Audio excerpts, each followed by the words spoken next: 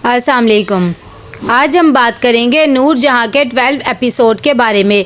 तो वीडियो शुरू करने से पहले हमारे चैनल को सब्सक्राइब कर लीजिए अगर अभी तक आपने नहीं किया, ताकि हमारी हर न्यू वीडियो आप तक पहुंच सके।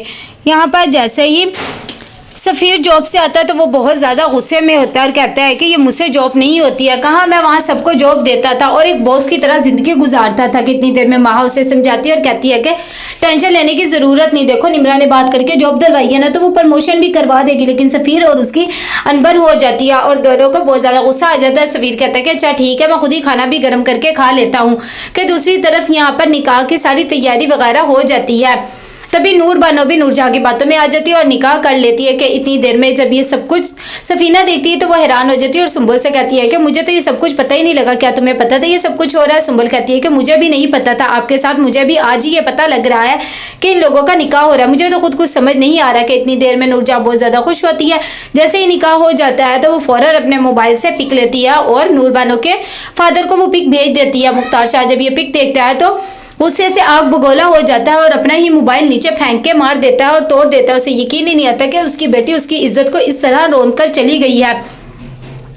दूसरी तरफ अब बहुत ज़्यादा खुश होते हैं कि निकाह हो गया है।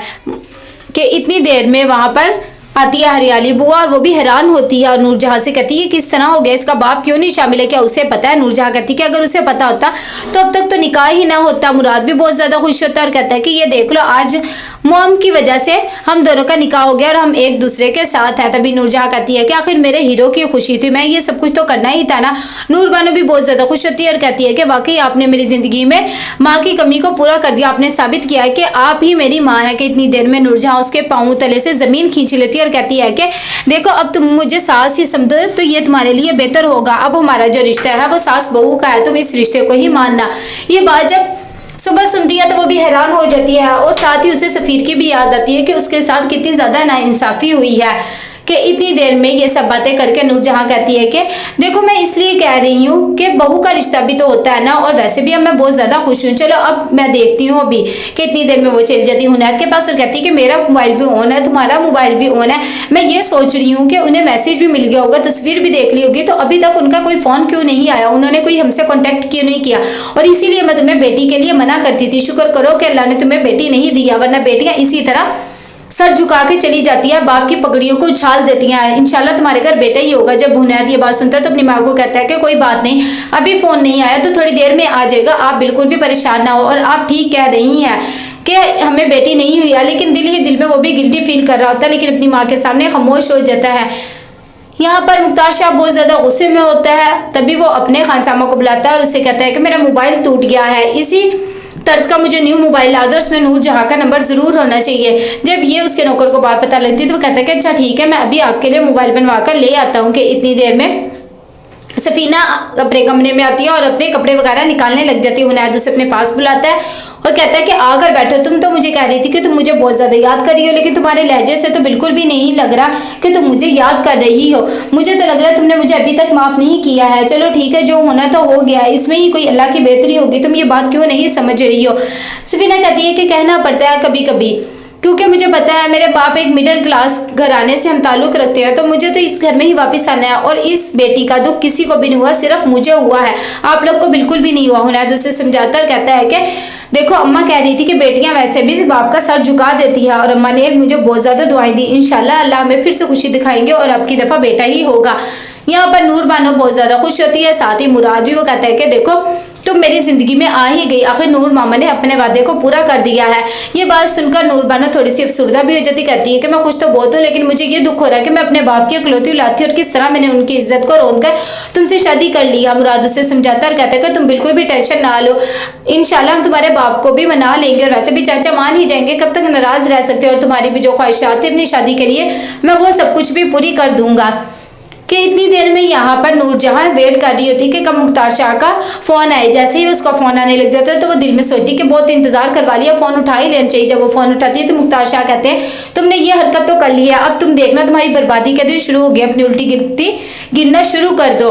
नूरजहां कहती है कि फ़िलहाल तो आप इतना बिलबिलाए मत, क्योंकि ज़ाहिर बात है आप कुछ भी नहीं कर सकते, ये सब कुछ आप अपनी बेटी के साथ कैसे करेंगे। खैर वो खामोश हो जाता है कि इतनी देर में वहाँ पर सुंबल आती है कॉफ़ी लेकर। नूरजहां कहती है वाह, मुझे तो कॉफ़ी की तलब भी हो रही थी कितनी देर में। सुंबल कहती है कि मुझे आपसे एक बात करनी है, आपने इनकी भी तो लव मैरिज करवाई है, यही अगर आप सफ़ीर की भी करवा देती तो आपका क्या जाना था।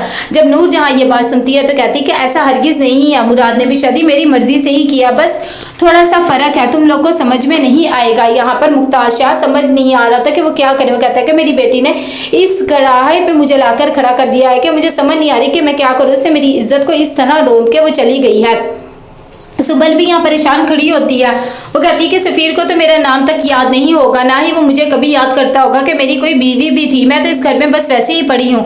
सुबह उठते ही सफ़ीना अपने कामों में बिजी होती है कि इतनी देर में नूरजहां से आवाज़ें लगा रही होती है, लेकिन वो सुनती नहीं। सुंबल आती है और कहती है कि आप मुझे बता दें। वो कहती है खाने टेबल पर चेक बुक लेकर आओ। जैसे ही सुंबल लेकर आती है तो वहाँ पर सफ़ीना भी आ जाती, कहती है कि मैं तुम्हें कब से आवाज़ें दे रही थी, जूस लेकर आओ मेरा।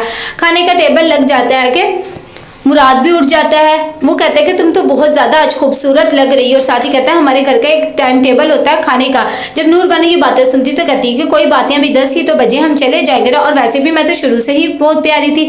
मुराद उसे समझाता है और कहता है कि नूर मम्मा, तुम्हें पता है ना अपने सुलों की कितनी ज़्यादा पाबंद है कि इतनी देर में जब खाने के टेबल पर सब आ जाते हैं। नूरजहां मुनैद को कहती है कि मैं इतना ज़्यादा सफ़ीना को बुला रही थी, लेकिन इसने तो मेरी बात ही नहीं सुनी। सफ़ीना गुस्से में होती है और खैर कह देती है कि पता नहीं अम्मा कब बुला रही थी और किसे बुला रही थी, मुझे तो बिल्कुल भी समझ नहीं आया, शायद मैं अपने होशो आवास में नहीं होंगी इसलिए पता नहीं लगा है। मुनैद फ़ौरन उसकी बात पे हमायत लेता है और कहता है कि अम्मा आपको पता है ना, अभी ये ज़रा सदमे में, इसलिए शायद इसे पता नहीं लगा होगा। हरियाली बुआ भी उसे थोड़ा सा कहती है कि चलो ठीक है, तुम परेशान ना हो, इंशाल्लाह सब बेहतर हो जाएगा। सुंबल आती है और वो बहुत ज़्यादा खिदमत कर रही होती है नूरजहां की। नूरजहां कहती है कि भाई बहू हो तो इसके जैसी हो, वैसे भी इसका ख़ानदान बहुत ही आला ख़ानदान है। साथ ही सब उसके तारीफ़ कर रहे थे कि ये तो खाना बहुत अच्छा बनाती है। नूर बानो कहती है कि अच्छा ठीक है, जब भाभी अब बनाएंगी तो मैं भी खा के देख लूँगी। नूरजहां कहती है कि हाँ, ये भी ख़ानदान की बातें होती हैं ना, कि वो इतना अच्छा खाना बना रही है, और वैसे भी कुछ ख़ानदान आला होके भी कमतर ही रहते हैं। ये बात खैर नूर बानो के लिए होती है। यहाँ पर जब सब काम कर रहे होते हैं, नूर बानो की बात चल रही होती है कि इतनी देर में वहाँ पर आ जाती है सुंबल। नूरजहां जब उसे देखती है तो कहती है कि आज हम 1 घंटे बाद एक मीटिंग के लिए जा रहे हैं, तो तुम भी मेरे साथ जाना, तुम्हारे आइडियाज़ वगैरह मुझे अच्छे लगते हैं। जब सुंबल ये बात सुनती है तो एकदम हैरान सी हो जाती है और कहती है कि मैं आपके साथ जाऊँगी, ठीक है अम्मा, आप मुझे बता देना। उसे भी यकीन ही नहीं आता। मुराद कहता है कि अम्मा हम तो जेलस फील करने लग गए हैं, आप कुछ ज़्यादा ही भाभी की साइड नहीं लेने लगी हैं। वो उसे समझाती और कहती है कि देखो उसकी तो मैं ही हूँ ना, तुम लोग तो अपनी बीवियों के साथ हो। ये बात वो भी सुन लेती है और खामोश हो जाती है। जब वो कह रही होती है कि उसका तो शोहर भी नहीं है, समझा करो कि इतनी देर में मुख्तार शाह का खादिम आता है और आकर उसे कहता है कि आप बताएं, आपकी सारी मीटिंग्स वगैरह रुकी हुई हैं। लेकिन मुख्तार शाह कोई भी काम नहीं करना चाहता और कहता है कि सब कुछ कैंसिल कर दो। तो कैसा लगा आपको एपिसोड? लाइक एंड शेयर करके लाजमी देखिएगा। अल्लाह हाफिज़।